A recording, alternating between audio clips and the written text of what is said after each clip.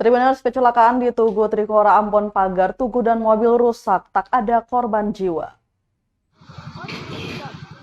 Kecelakaan yang terjadi di Tugu Trikora, Sirimau, Ambon, Minggu 9 Oktober 2022 pukul 5.30 waktu Indonesia Timur, tak menelan korban jiwa. Peristiwa itu mengakibatkan mobil Suzuki R3 dengan nomor kendaraan DE1021 AF ringsek setelah menabrak Tugu Trikora. Kronologis kejadian diduga pengendara mengantuk hingga kehilangan kendali dan menabrak taman Tugu Trikora. Hal ini disampaikan langsung oleh Kompol Senja Pratama saat dihubungi oleh tribunambon.com.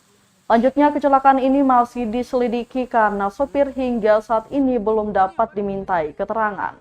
Senja menambahkan dari keterangan saksi anggota Samapta yang bertugas di Tugu Trikora menyatakan pengemudi mobil bergerak dari arah Korem hendak menuju ke arah PGSD Pohon Pule. Namun setelah tiba di depan kantor PLN, pengemudi Suzuki R3 merasa mengantuk sehingga kehilangan kendali dan menabrak taman Tugu Trikora. Untuk kerusakan Tugu Trikora nanti dikoordinasikan lagi dengan pemerintah Kota Ambon yang menangani bangunan ini.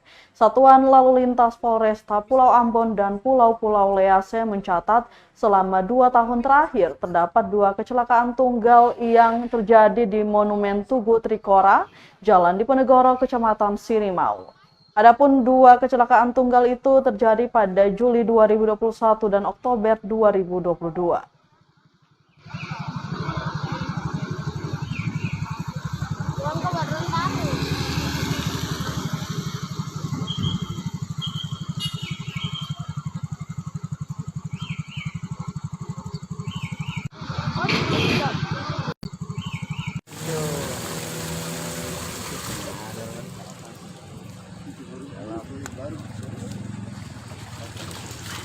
Terima kasih sudah nonton.